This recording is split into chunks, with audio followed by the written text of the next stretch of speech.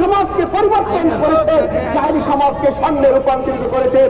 আল্লাহর পরে যার মর্যাদা, বিশ্বনবী মুহাম্মদুর রাসূলুল্লাহ সেই কোরআনের দিকে আহ্বান করেছেন, আল্লাহর একত্ববাদের দিকে আহ্বান করেছেন। তিনার হাদিসের মাধ্যমে তাদেরকে আহ্বান করার পরে সমস্ত সাহাবায়ে কেরাম হয়ে গেলেন জান্নাতি।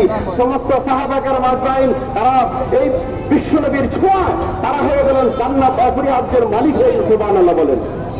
আব্দুল্লাহ ইবনে রাওয়াহ রাদিয়াল্লাহু তাআলা আনহু তিনি ৪৭ লক্ষ কোটি ডলারের মালিক ছিলেন। সুবহানাল্লাহ মালিক ছিলেন। এবং যে ৩,০০০ ঘোড়ার মালিক ছিলেন, ৪,০০০ বকরির মালিক ছিলেন।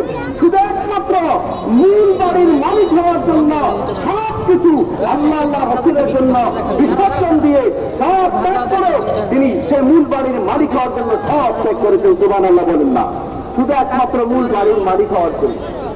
আমাকে আপনাকে তার সাথে সম্পৃক্ত, কোরআনের সাথে সম্পৃক্ত, হাদিসের সাথে সম্পৃক্ত, ইমানদারদের জাতের সাথে সম্পৃক্ত হওয়ার কারণে তিনি যেইভাবে জান্নাতের মালিক, মূল বাড়ির মালিক হয়েছেন, ঠিক আজকের এই সম্মতি পক্ষ ইনারা তাফসীর করবেন, অর্থাৎ এই সূত্র অনুসারে অঙ্ক করার জন্য আহ্বান করতে থাকবেন। আমরা এই সূত্র অনুসারে অঙ্ক করে সুদ বর্জন করবো, ঘুষ বর্জন করবো, জেনা ব্যবসা বর্জন করবো, মিথ্যা ব্যবসা বর্জন করবো, অত্যাচার, নির্যাতন এবং জুলুম, অত্যাচার এবং ব্যবসা বাণিজ্যের সাথে ভেদাভেদি যারা আছে সব কিছু যদি বর্জন করতে পারেন, তাহলে ওই কোরআন হাদিসের হিসেবে যদি অঙ্ক করতে পারে, তাহলে আমি আপনার মূল বাড়ির মালিক হয়ে যাবো। কে বলেছেন? কে বলেছেন? আল্লাহ বলেন। কে বলেছেন? আল্লাহ বলেছেন। আল্লাহ তোমাকে দেখতে চাই। আল্লাহ বলছেন লান্তারানি, লান্তারানি, পারবে না, দেখতে পাবে না। বারবার আকুতি মিলিত করেছেন। বারবার কি করেছেন? আকুতি মিলিত করেছেন।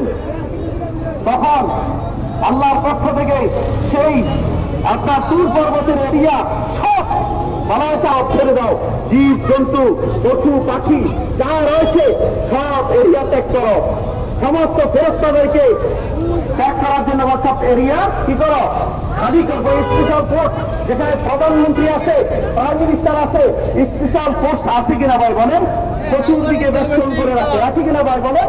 সেই রব্বুল আলামিনের পক্ষ থেকে স্পেশাল যে ফোর্স রয়েছে, সেই ফোর্স সেই তুর পর্বতের চতুর্দিকে বেষ্টন দিয়ে রেখে